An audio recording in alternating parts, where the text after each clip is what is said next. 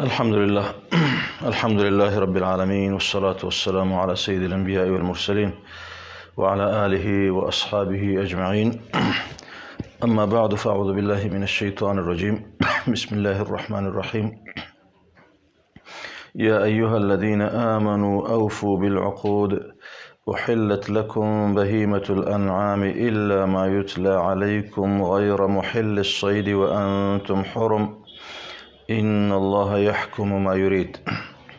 صدق الله مولانا العظيم. سبحانك لا علم لنا إلا ما علمتنا إنك أنت العليم الحكيم. مونږ په تیر درس کې د سورة نساء مطالب باندې خبره وکړه. سورة نساء هم د مدني سورتونو نه ده چې د مدني سورتونو په تسلسل کې د اسلامی شریعت یو شمیر احکام، خصوصا هغه احکام چې هغه د ښځو اړوند دي، هغه په تفصیل سره بیان کړي دي.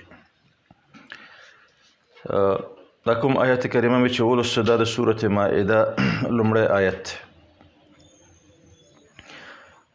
سورة المائده هم مدني سورت ده، په مدینه منوره کې نازل شوی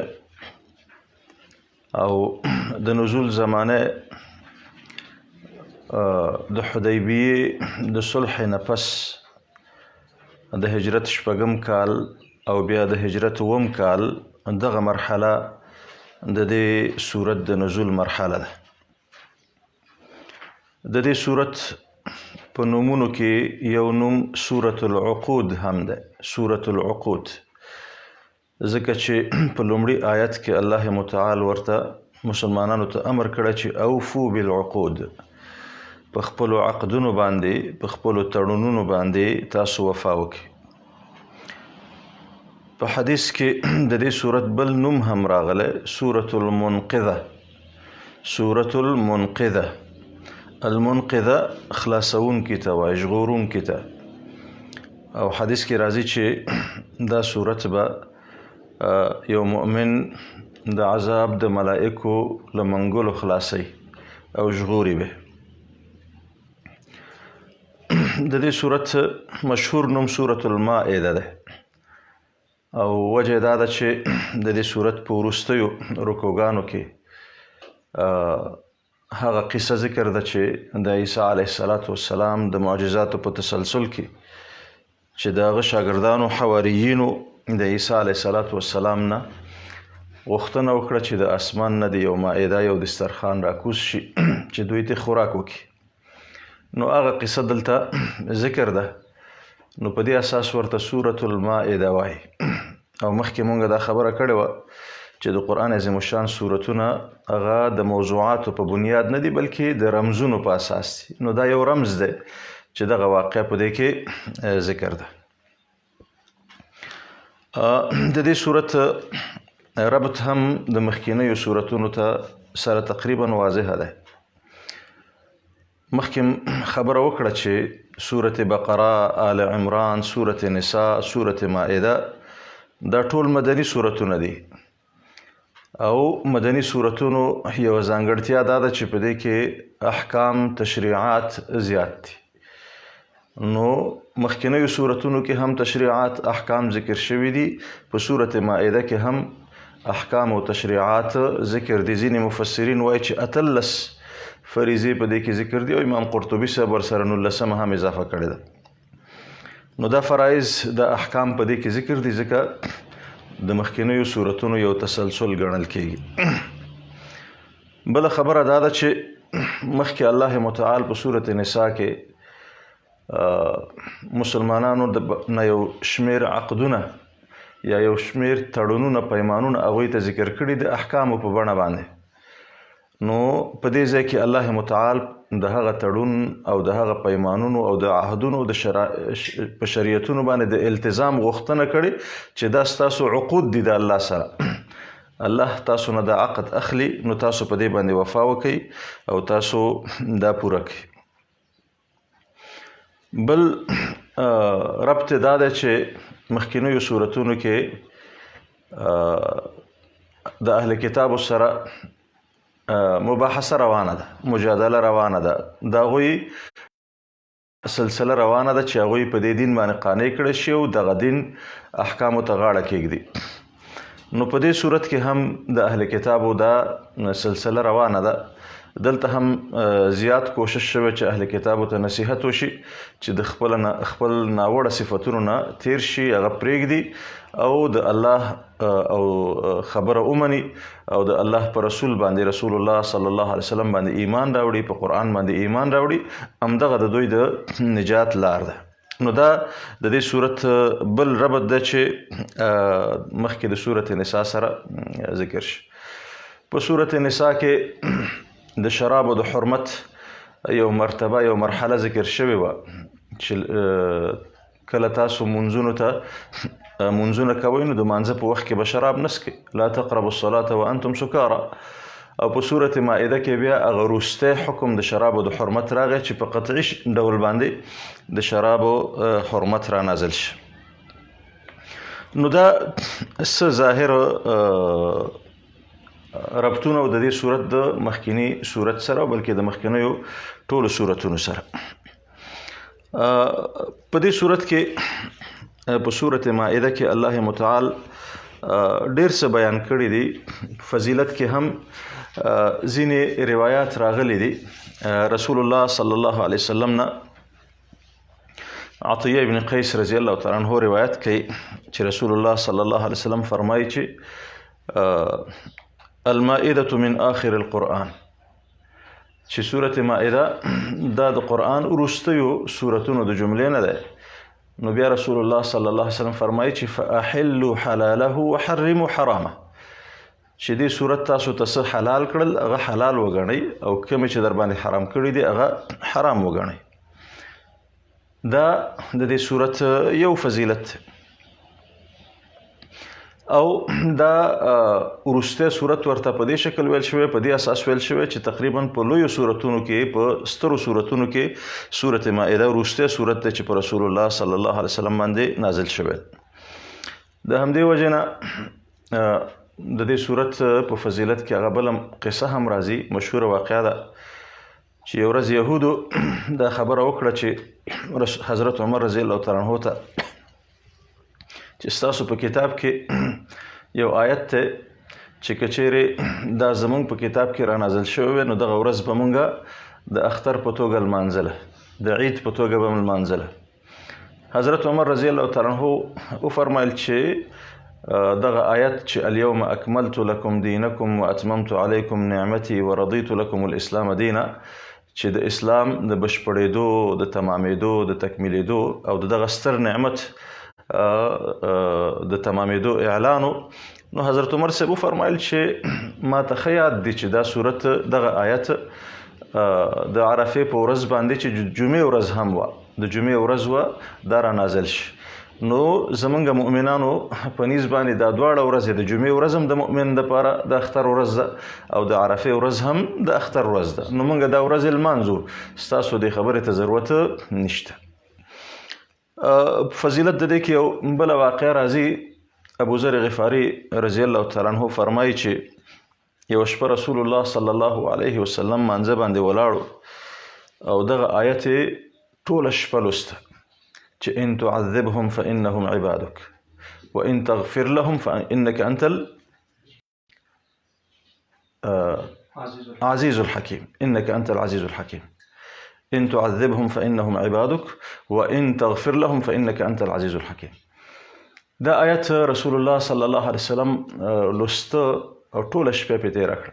ابو ذر غفاري صاحب ورته سهار وایي چې یا رسول الله تا خو همدغه یو آیت لوسته او رکوع او سجده به دې کوله، بل څه دې نه لوستل.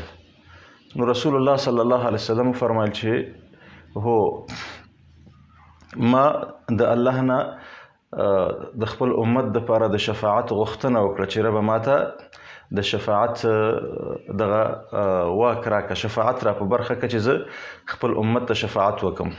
نو الله راته دغه څه راکړل، فاعطانیها، الله راته دا شفاعت راک او ان شاء الله دغه شفاعت به د قیامت په ورځ باندې سر ته رسیږي او زه به د خپل امت شفاعت کوم. نو دا هم د دې صورت هغه فضایلو کې یو فضیلت دی.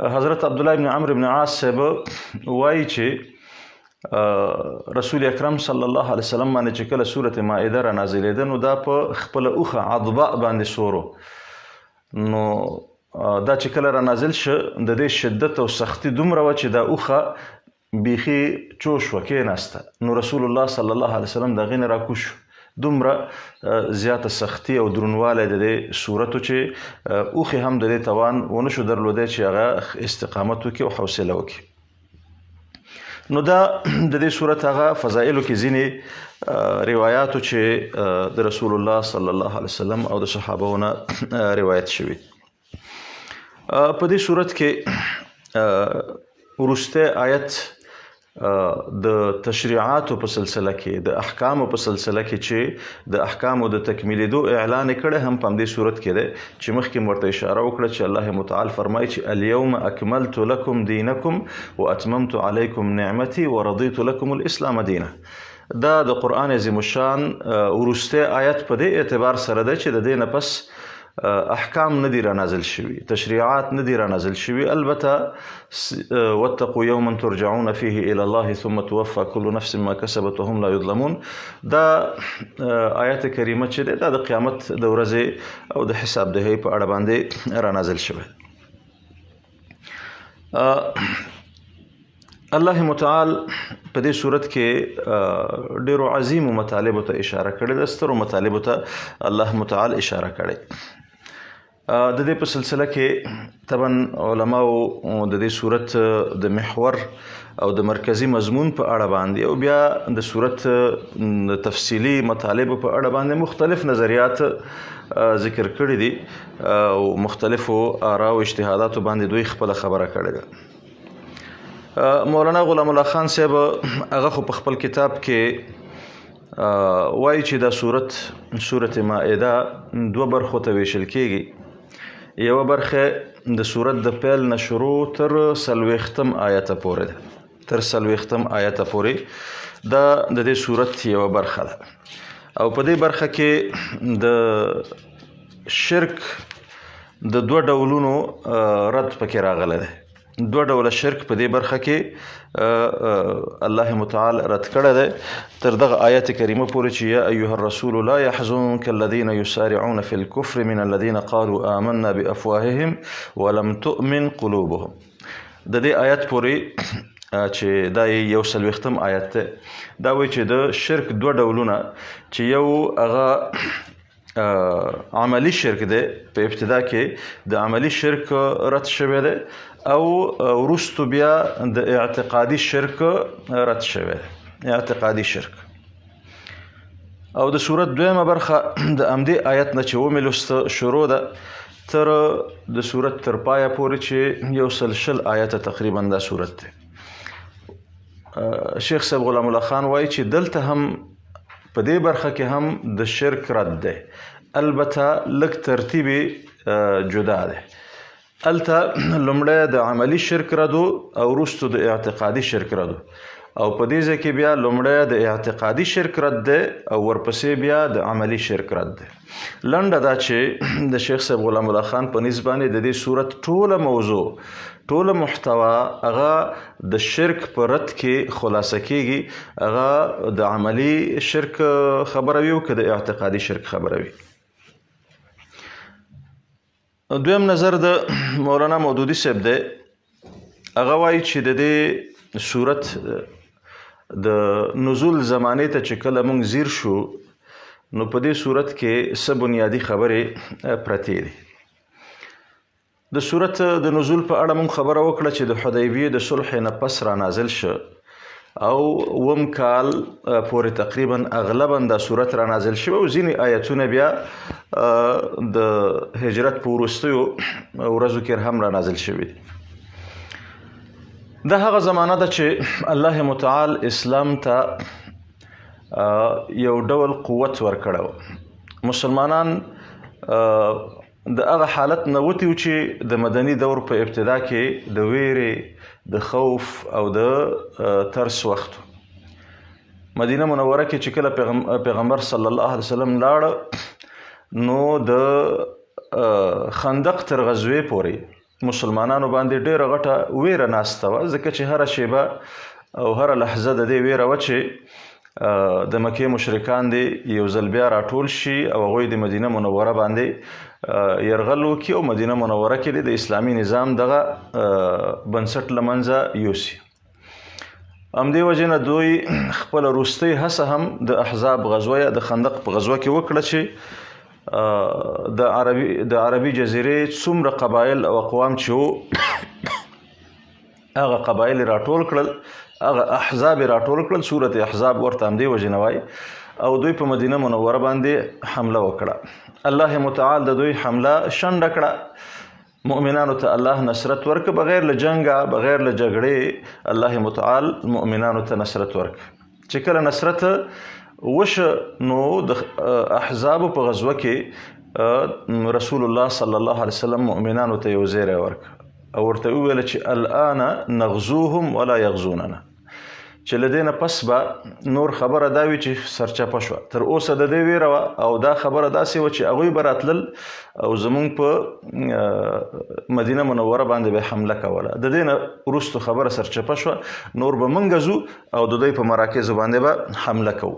همدا خبره تقریبا رښتینې شوه او په شپږم کال باندې رسول الله صلی الله علیه وسلم عمرې ته روان شه. نو چې کله عمرې ته روان شه نو مشرکانو د ویرې د خوف او د ډار د وجې نه رسول الله صلی الله علیه وسلم عمرې ته پرې نه ښوده. وروستو د مذاکراتو نه د حدیبیې صلح وشوه. حدیبیې صلح په ظاهر کې مؤمنانو ته لږه د ننګ خبره ښکارېده او داسې یو شی ښکارېده چې د دوی پکې ذلت او خواري ده، خو رسول الله صلی الله علیه وسلم دوراندیشه انسان و، هغه په دې پوهېده چې دا د ذلت خبره نه ده، هغه ته مسایل ټول هغه خپل استراتیژي او خپل تصور ورته په ذهن کې ښکاره واضح و. همدې وجې نه هغه دا صلح ومنله او د صلح نه پس سمدلاسه الله متعال د آیت کریمه هم را نازل کړه چې انا فتحنا لك فتحا مبینا، چې دغه صلح د فتح په نامه باندې ونوموله او مسلمانانو ته ډاډ ورکړی شه.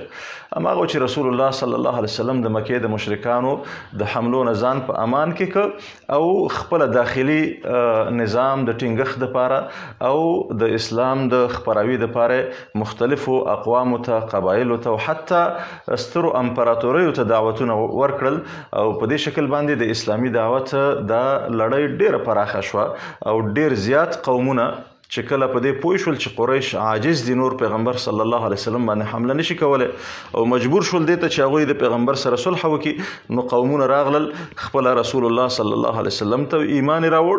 نو په دې شکل باندې د مکې مکرمې باندې دایره راتنګه شوه، په مشرکانو باندې دایره راتنګه شوه. دا الله متعال مسلمانانو ته یو ستر بری او فتح ورک. نو کله چې دا صورت را نازلیږي دا داسې وخت ته چې مسلمانان هغه د ویرې په حالت کې نه دي بلکې د قوت په حالت کې دي، بلکې په داسې حالت کې دي چې دوی به د دې نه پس د عربي جزیرې خصوصا په لنډو وختونو کې سرنوشت ټاکي او دوی به په دې اړه باندې خبره کوي. همدې وجې نه مولانا مودودي رحمت الله علیه وایي چې په دې صورت کې د دې سره سره چې د تشریعاتو تکمیل شوی دی، مؤمنانو ته د یو قوي جهت په توګه باندې د یو شمېر آدابو د ارزښتونو ښودنه شوې ده، د یو قوي جهت په توګه باندې. هغه وایي چې په دې صورت کې 3 محورونه دي بنیادي. لومړی محور خو هماغه د احکامو او د دینی لارښوونو محور ده چې په هغې کې دینی، سیاسي، تمدني لارښوونې دي چې مسلمانانو ته یې ښودلې چې تاسو په دې اساس باندې تعامل وکړئ. دویمه برخه هغه مطلقا مؤمنانو ته نصیحت دی، لارښوونه د ارشاد دی، د هغوی په اصطلاح په دین باندې او په دینی ارزښتونو باندې د ټینګېدو دپاره او د هغې د قایمولو دپاره څه هدایات دي چې تاسو به دغه د الله کلام چې تاسو ته رانازل شو، دغه دین چې تاسو ته رانازل شو، نو تاسو په دې مکلف استئ چې دغه دین به د الله په ځمکه کې قایموئ. وان احکم بینهم بما انزل الله، دا مسله. او درېیمه خبره هغه اهل کتابو ته نصیحت دی.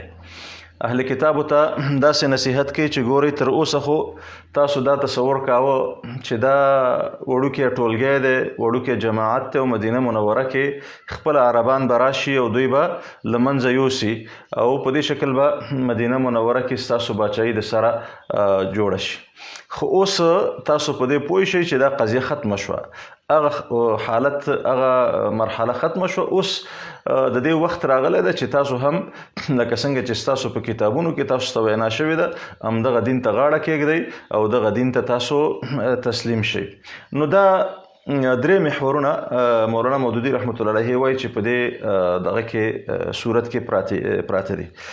نو هغه د ارزښتونو په اړه باندې خبره دا ده چې په دې صورت کې الله متعال اهل ایمانو ته د عدل په عدل باندې د حکم په عدالت باندې د حکم دعوت ورکوي او بلکې امر ورته کوي اعدلوا هو اقرب للتقوى چې تاسو به عدالت کوئ.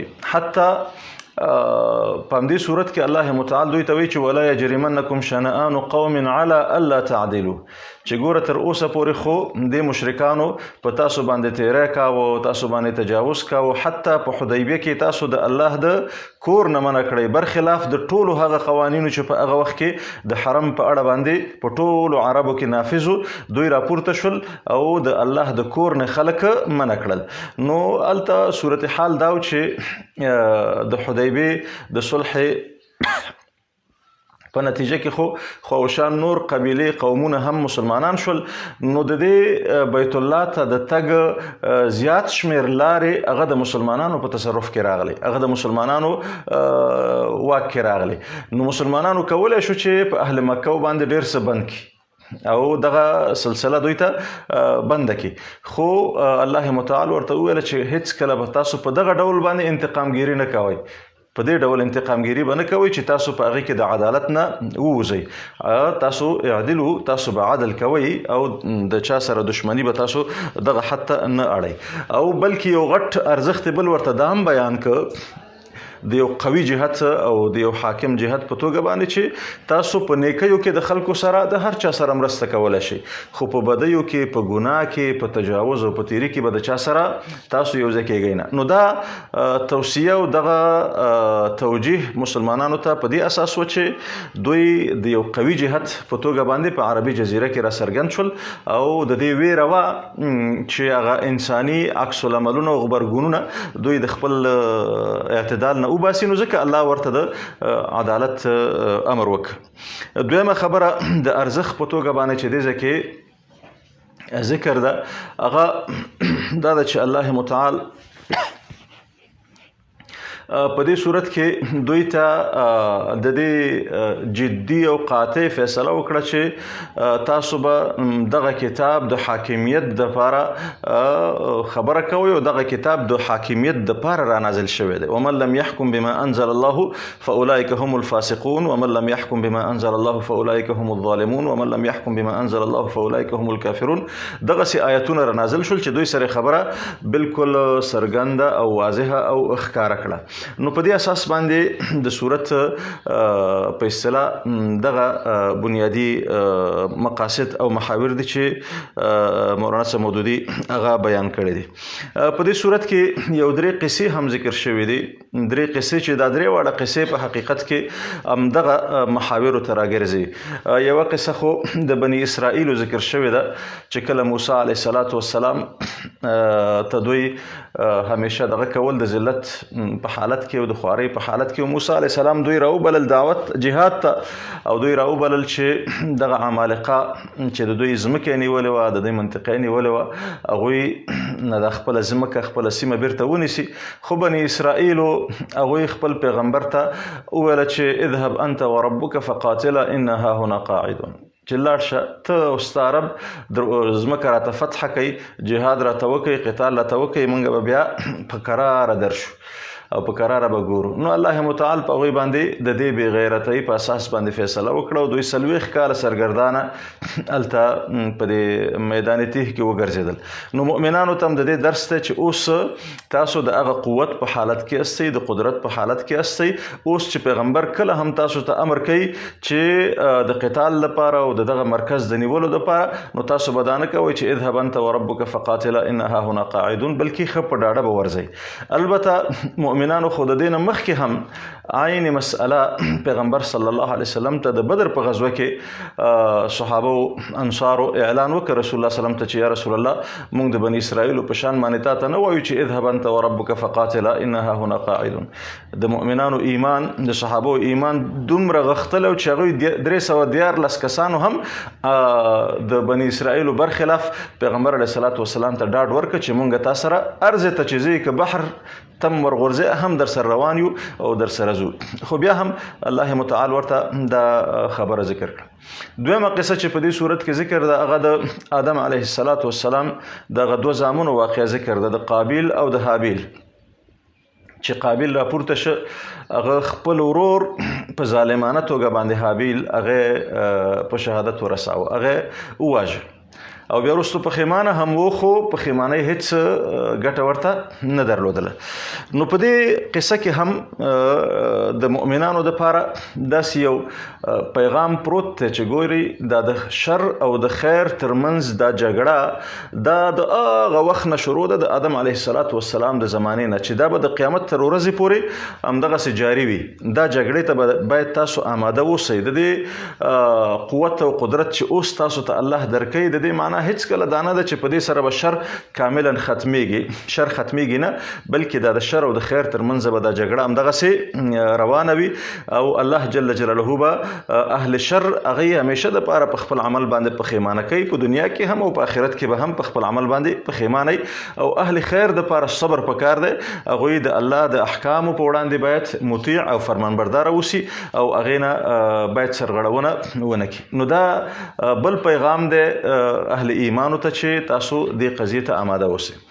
درېیمه واقعه بیا د عیسی علیه الصلاة والسلام د معجزاتو واقعه ده او بیا د حواریینو چې هغوی د عیسی علیه الصلاة والسلام نه د معجزې غوښتنه وکړه چې ته موږ ته د الله د پلوه د اسمان نه یو څه خوراک څه مایده راکوزه کړه چې موږ ته خوراک وکړو. نو عیسی علیه الصلاة والسلام دا کار وکړه.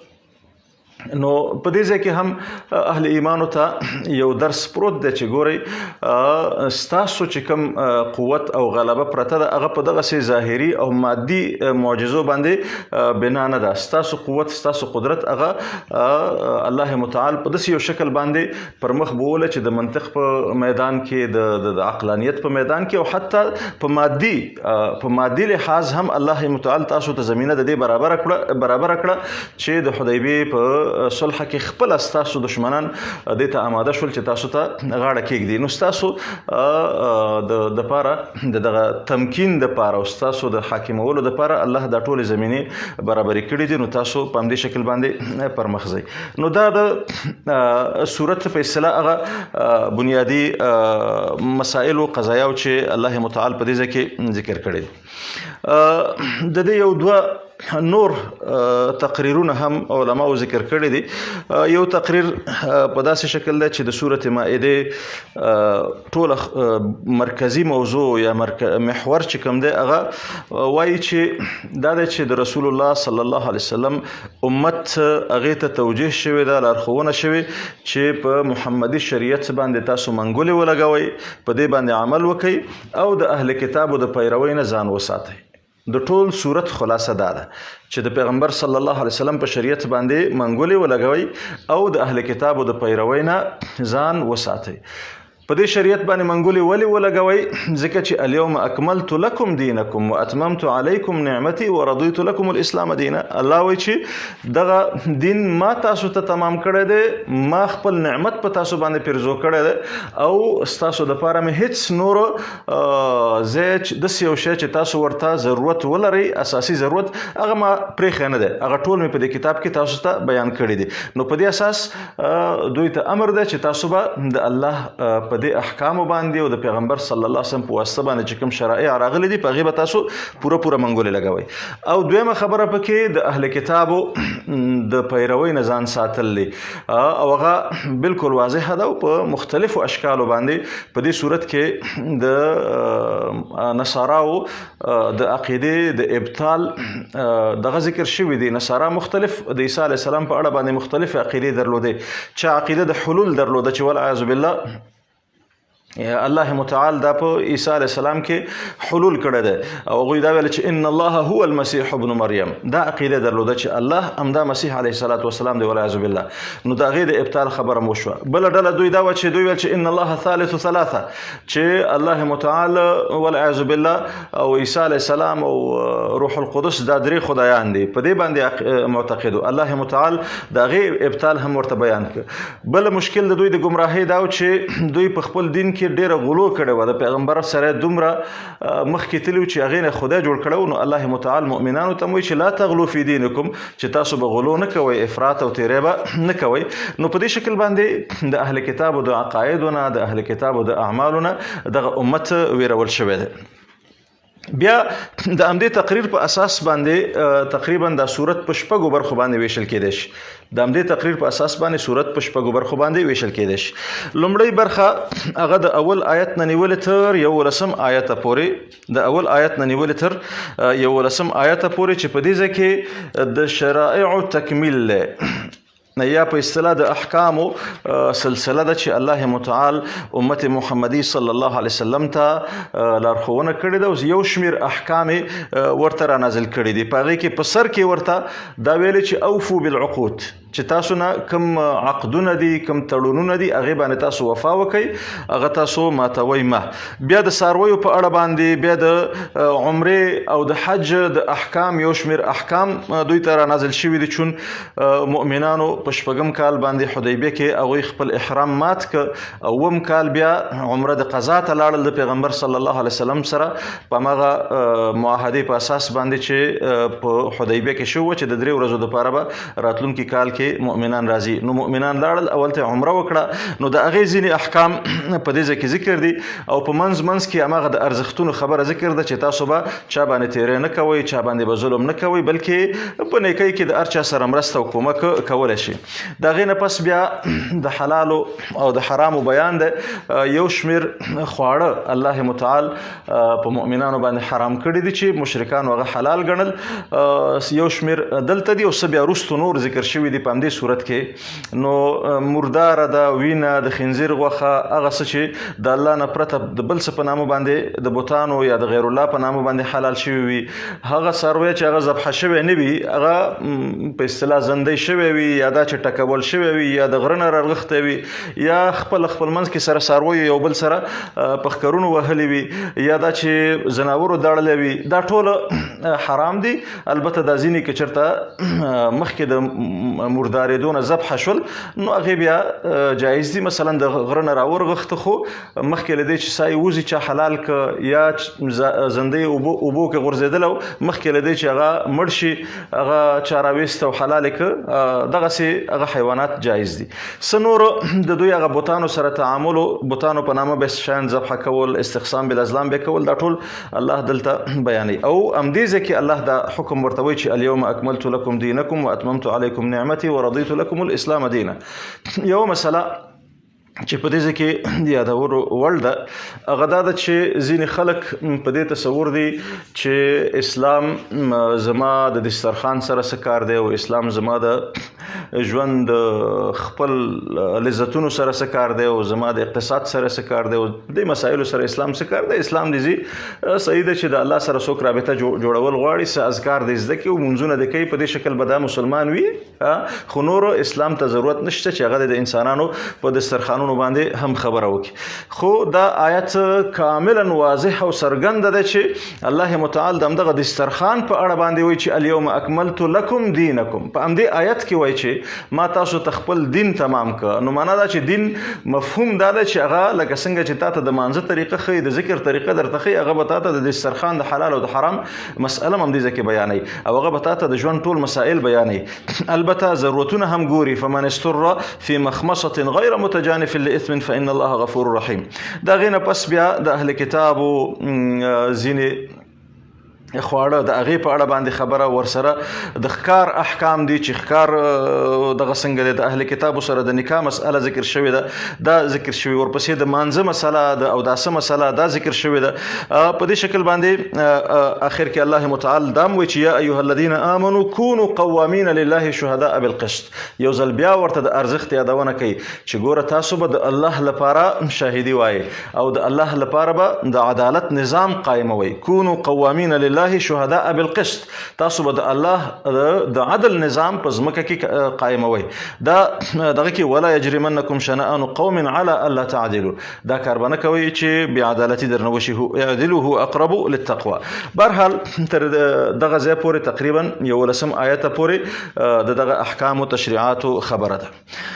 بیا د 12 آیات نه نیولې تر 22 آیاتو پورې د اهل کتابو د ګمراهیو بیان دی او د هغوی دعوت ته د حق دین ته چې تاسو حق دین ته زغاړه کېږدئ. د همدې 12 آیات نه نیولې چې ولقد أخذ الله ميثاق بني إسرائيل وبعثنا منهم 12 نقيبا وقال الله إني معكم لئن أقمتم الصلاة وآتيتم الزكاة وآمنتم برسلي وعزرتموهم وأقرضتم الله قرضا حسنا لأكفرن عنكم سيئاتكم ولأدخلنكم جنات تجري من تحتها الأنهار.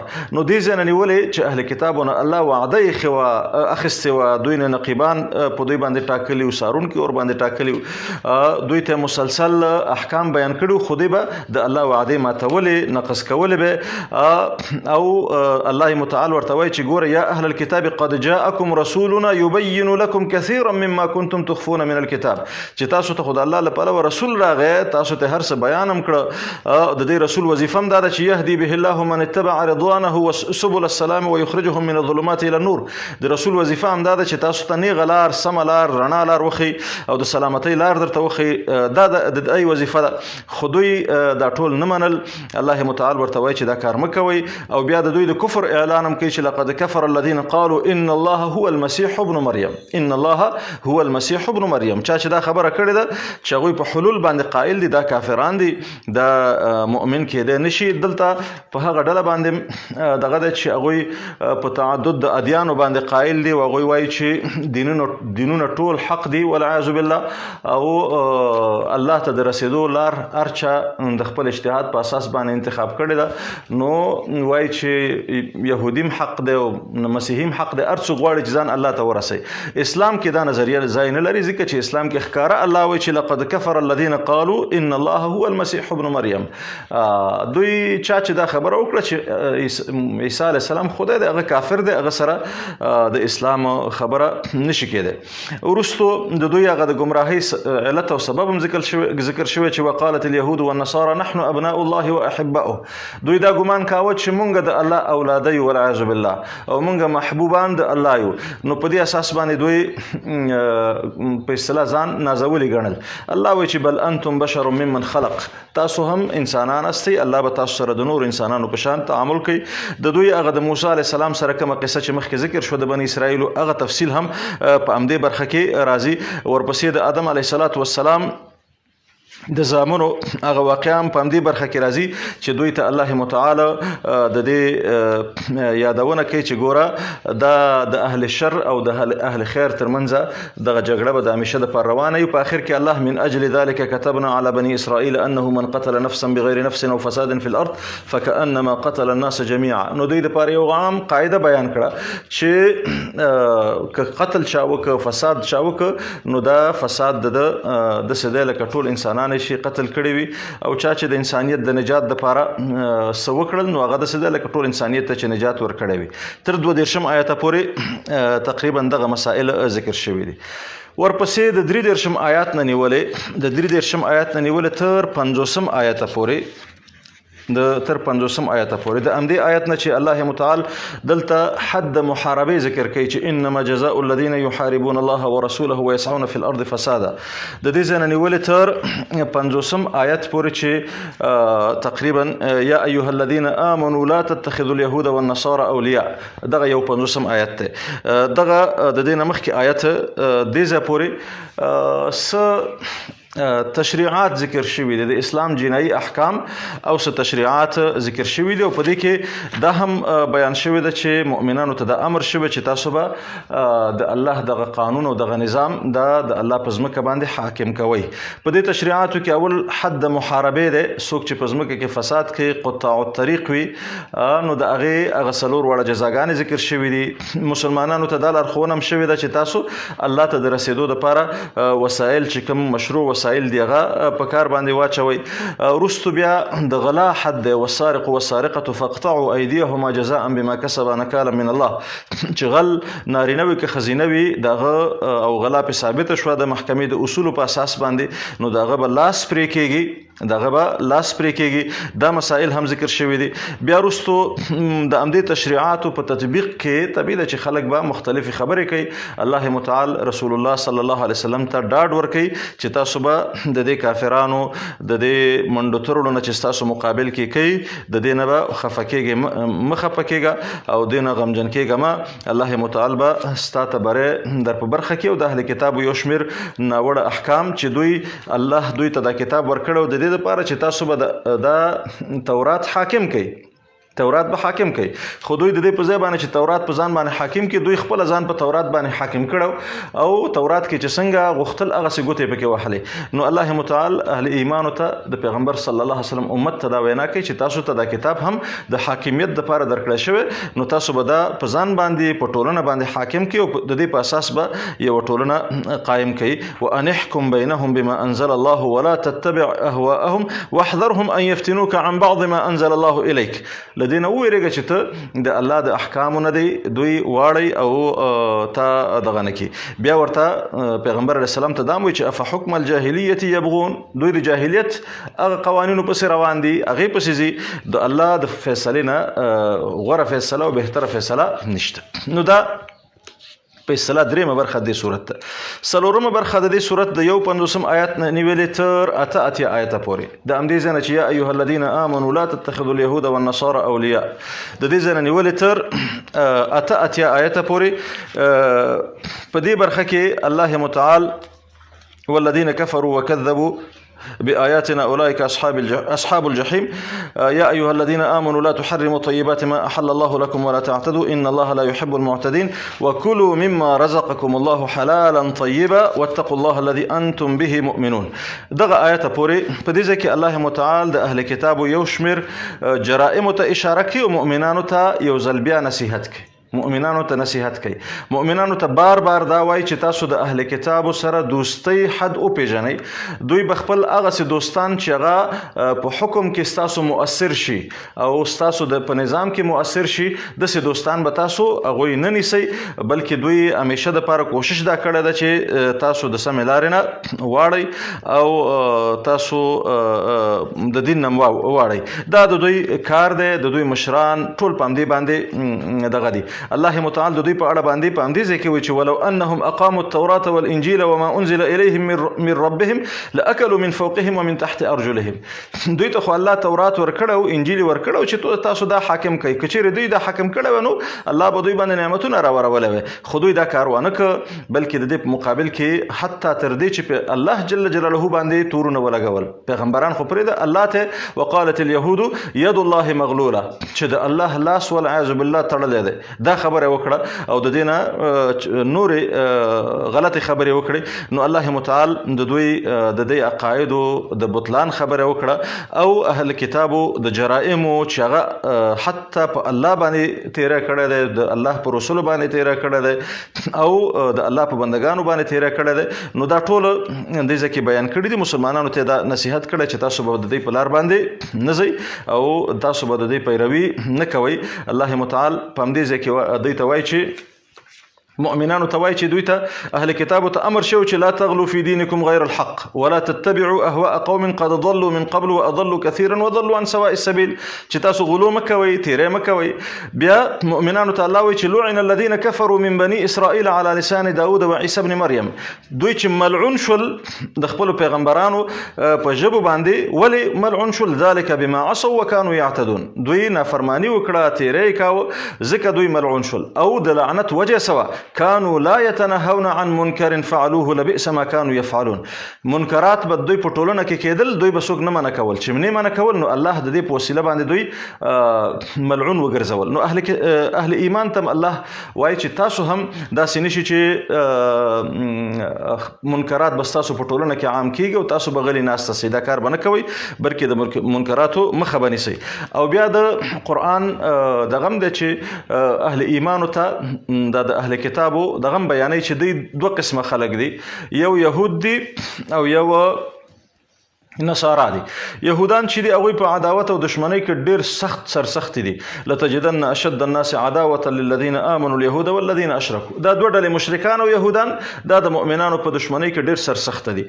ولتجدن اقربهم مودة للذین آمنوا الذین قالوا انا نصارى. البته کوم چې ځان ته مسیحیان وي هغوی نسبت یهودانو ته مؤمنانو ته نږدېوالی لري او هغوی ضرر کم دی. البته اوس چې د نصاراو کوم مسأله ده اوس عصر کې، اوس متاسفانه نصارا د یهودو آله ګرځېدلي دي.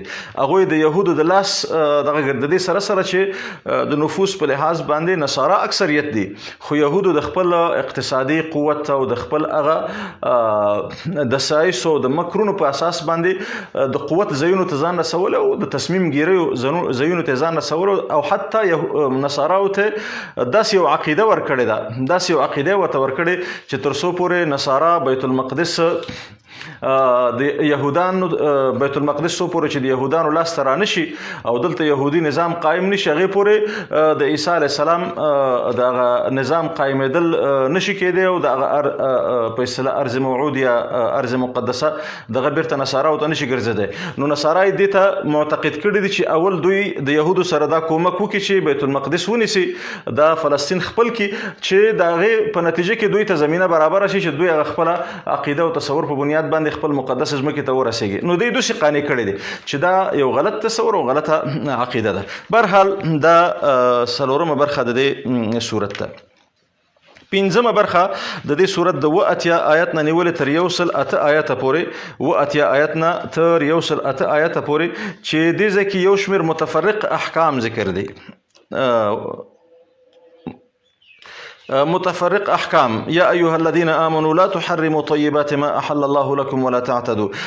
چې تاسو هغه څه چې الله حلال کړي هغه په ځان باندې مه حراموئ. ورپسې د یمین کفاره ذکر ده، د قسم کفاره ذکر ده چې تاسو به قسم خورئ او هغه پوره کولی نه شئ نو بیا به کفاره ورکوئ. بیا ورپسې د شرابو او د قمار د حرمت خبره هغه ذکر شوې ده.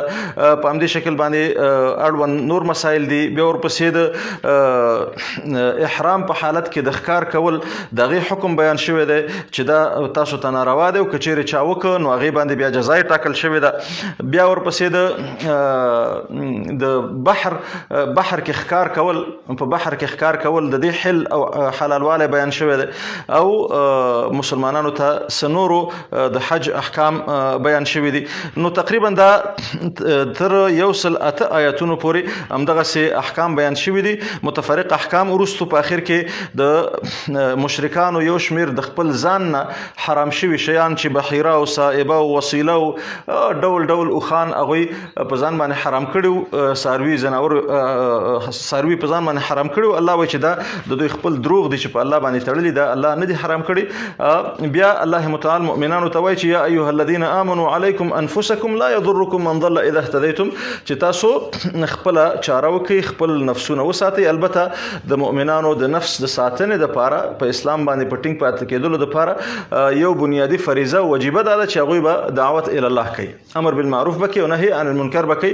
همدې وجې نه ابوبکر صدیق صاحب د همدغه آیت په اړه باندې صحابو ته وفرمایل چې تاسو ځینې خلک دا آیت لولي خو سمه معنا ته نه اخلي، هغې فکر کوي چې علیکم انفسکم مطلب خپله چاره کوه، نور که سړی کافر کېده او که بېدینه کېده او که فاسق کېده فاجر کېده ستا پکې کار نشته. لا یضرکم من ضل اذا اهتدیتم. خلک داسې معنا اخلي، خو دا معنا درسته نه ده، ځکه چې علیکم انفسکم کې دا داخله ده چې ته خپل ځان ته د نجات لار لټې. ستا نجات په همدې کې پروت دی چې ته به خلکو ته د خیر دعوت کې، ځکه که د خیر دعوت ونه کې مخکې د بني اسرائیلو واقع ذکر شوه چې هغوی خلک د منکراتو نه منع کول نو الله ملعون وګرځول.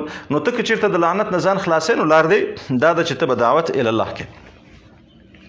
او آخري برخه د دې سورت د 109 آیات نه نیولې تر 120 آیات پورې بیا اهل کتابو ته دعوت ته اهل کتابو ته دعوت ته د عیسی علیه السلام د معجزو خبره د عیسی علیه السلام او د مریم علیه السلام د هغې خبره ټوله په تفصیل سره ذکر ده چې عیسی علیه السلام هغه خلکو ته به واضح ویله چې دا معجزې چې ما ته راکړل شوي دي دا د الله له پلوه دي دا زما خپل کمال نه دی حواریینو ته دا امر شو چې تاسو به په الله باندې ایمان راوړئ او د الله په رسول به ایمان راوړئ حواریینو دا ویلو چې آمنا واشهد باننا مسلمون هغوی چې کله دغه غوښتنه مو کړه معجزې غوښتنه نو الله جل جلاله معجزه ورته رانازله کړه نو بیا موسی د عیسی علیه السلام سره د الله هغه محاورم ذکر ده چې الله متعال عیسی علیه السلام ته وایي چې تا خلکو ته ویلو چې زما او زما مور نه خدایان جوړ کړئ نو هغه به ورته وایي چې سبحانک ما یکون لی ان اقول ما لیس لی بحق دا خو رب پاکي ده تعالی دا ممکنه نه ده چې زه هغه څه ووایم چې هغه ما ته زه د هغې حقداره نه یم ما قلت لهم الا ما امرتني پروردګاره ما دوی ته پرته له هغه څه چې تا راته امر کړی بل څه مې ورته نه دي ویلي او هغه دا و چې ان اعبدوا الله ربي وربکم چې تاسو د هغه الله عبادت وکړئ چې هغه زما هم رب دی او ستاسو هم رب دی وکنت علیهم شهیدا ما دمت فیهم عیسی علیه السلام ښکاره دوی ته اعلان وکړ چې زه تر څو پورې چې وم زه دوی ته مې همدا خبره کوله چې زه د الله عبادت کوئ د الله بندګي کوئ د بل چا عبادت مه کوئ فلما توفیتنی كنت انت الرقیب علیهم ربه کله چې تا زه وفات کړم نو ته نور د هغې څارونکی نو زه د هغې نه خبر نه یم وانت علی کل شیء شهید بیا دغه خبره عیسی علیه السلام کړې وه ګوره د پیغمبر هغه شأن او مرتبه دغه ځای کې معلومیږي ان تعذبهم فانهم عبادک پروردګاره که چیرې دې خلکو ته عذاب ورکې فانهم عبادک